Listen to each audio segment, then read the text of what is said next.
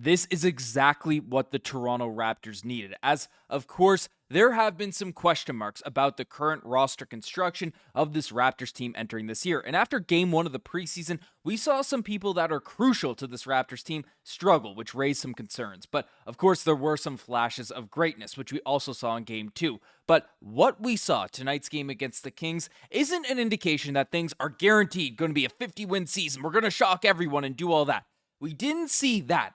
But what we did see, what the eye test, what the stats, what we are visualizing from game two of preseason is that the holes that needed to be filled from last year's roster, they added some firepower and they added some players and made some adjustments, made some tweaks that prove that this team is capable of doing that. Whether or not night in, night out, that's going to be the question, but we got some answers to a lot of the major questions in game two of preseason. So we're going to break down how the Raptors got exactly what they needed in a couple of these guys, and why this is a huge step in the right direction for this team, and what we should also be a little bit concerned about entering this NBA season. So lots of stuff to break down out here in this video, but before we do, folks, again, I want to congratulate the Toronto Blue Jays on winning the ALDS, smoking the New York Yankees. Check out Jay's Digest. You want a full breakdown on everything that's going on with the Toronto Blue Jays. I'm actually going up for the ALCS, so tune in to the Blue Jays Digest, the Blue Jays in general, because that's electric. But Raptors basketball is back. This is a Raptors channel. Let's dive into it, because the Raptors ended up beating the Sacramento Kings last night 130-122. Now,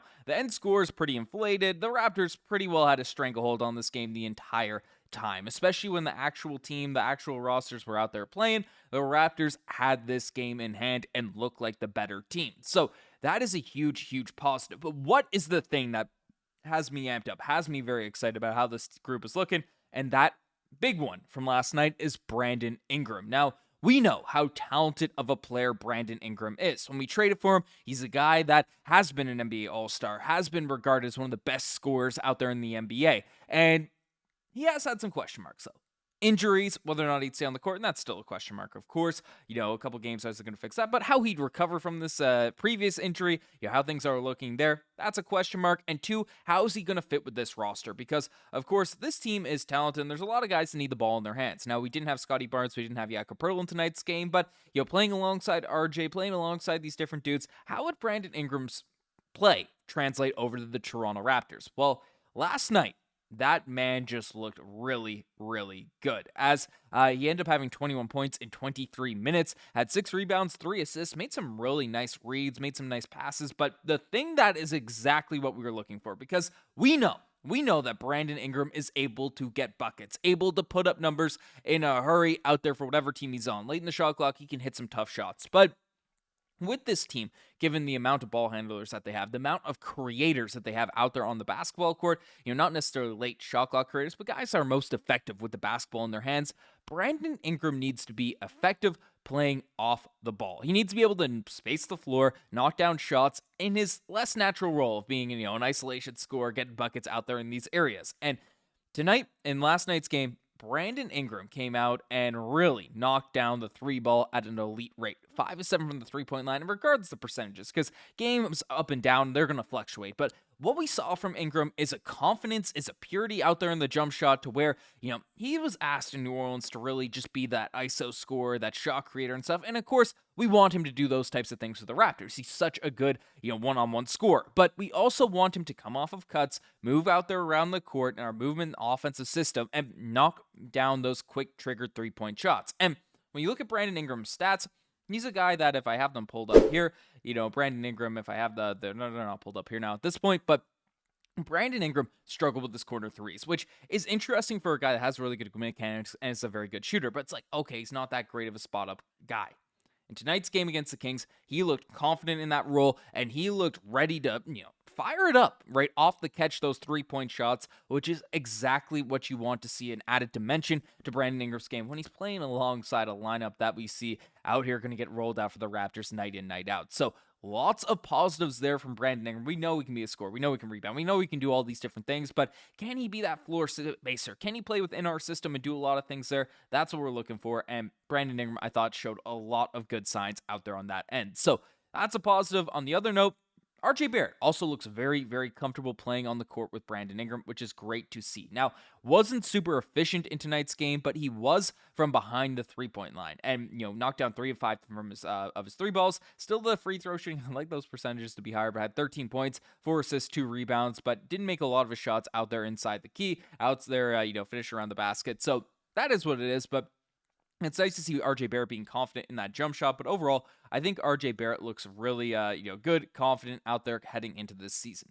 It's tough to take away stats, but from the eye test, he looks very, very just comfortable out there on the basketball court. So that is, positive there. But the main guy that took a lot of flack out there in the most recent game beyond Scottie Barnes is Gradey Dick, who in this one bounced back without a doubt. In just 15 minutes of action, had 14 points, 6 of 7 shooting from the field, 1 of 2 from the three-point line. And Gradey Dick is just a weird basketball player because you figure, just given his archetype, the player he was in college, and all this type of stuff, that he would have that Kyle Korver-esque role, that, that three-point shooting, let it fly.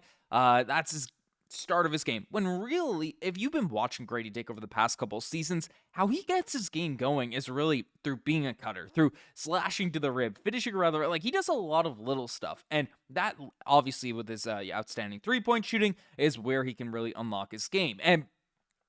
But when he's not doing that stuff, when he's forcing those three-point shots, it's not really his style of play. So Gradey Dick in this one just looked a lot more confident. Again, the Kings defense is absolutely horrid, so, take that with a great assault. But Gradey Dick looked very, very confident in this one, and so did the guy he's competing minutes for, in terms of Jakob Poeltl. As Jakob ended up having 15 points in this game and 4 of 7 shooting, got a lot more minutes, defensively, brings a different layer.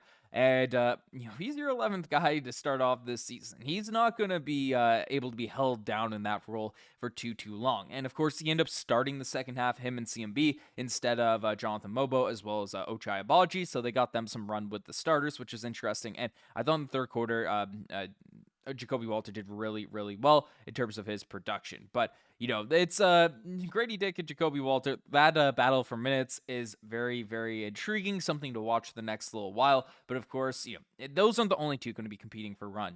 Ochai Agbaji needs to prove that he could stay in that role. 20 minutes last night, 7 points, brings a different dimension out there on the defensive end, but was solid out there for this group. And one guy I do want to sing the praises of once again, CMB.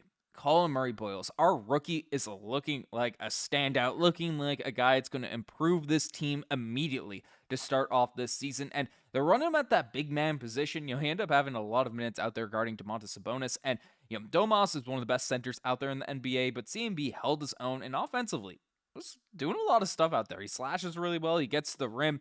In this game, he knocked down a three-point shot as well, had 12 points, 7 rebounds, as well as 6 assists. Like, he is doing everything you can ask for out there on the court. Had 2 blocks, 4 of 8 shooting, 1 of 2 from the three-point line. Again, the jumper mechanics looks a lot quicker than it did in college. So that's all positives. And of course, this depth chart, it needs to be updated. I'm gonna switch this up for the next video because CMB is acting as the de facto backup center right now for the squad, while Mamu, while he's been very, very effective as well, is like the backup 4. That's where they're kind of playing, especially on the defensive end, in terms of their impact, in terms of what they're doing. So, if, we have CMB able to blow past some of these big men, these centers, and hold his own on defense, like blow past them on offense, and then hold his own on defense, and be just good enough of a three-point shooter to where you can't just sag in the paint, I mean, Colin Murray-Boyles is looking like a massive, massive asset for this team moving forward. So that's great to see him and Sandro as our backup big man duo. That is just a recipe for success for this Raptors team moving into this season. So that's all positives. The last thing I do want to discuss is,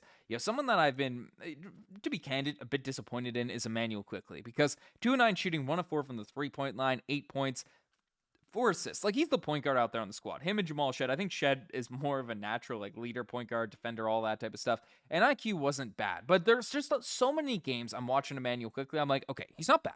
He's not bad. He's steady. Things are good. Things are fine. But for a guy that's supposed to be your starting point guard, for a guy that's given that contract to be given the keys to your team, he never really has these crazy standout, insane nights. You don't really see him just force his will out there onto a game. So something to watch for of the next little while. I'm a fan of Immanuel Quickley. Like, in a vacuum, the idea of Immanuel Quickley, if he can stay healthy, if he's confident, if he's getting the ball in his hands, all that type of stuff, is kind of exactly the type of player the Raptors need. So I'm still very, very high on his fit, but I just want to see it really all come together and him to have that confidence that you need as a point guard out there in the NBA to, assert your will, assert your dominance out there in the game, as a shooting, as a facilitator, whatever it is. So we'll see how things play out. We've, of course, been spoiled with the likes of Kyle Lowry and to a lesser extent Fred VanVleet out there over the course of Raptors' recent history. So we'll see if IQ can have that personality to really start taking things over. But let me know what you guys think about all this in the comment section down below. You guys have a best take as far. Subscribe to the channel if you guys haven't already. Anyways,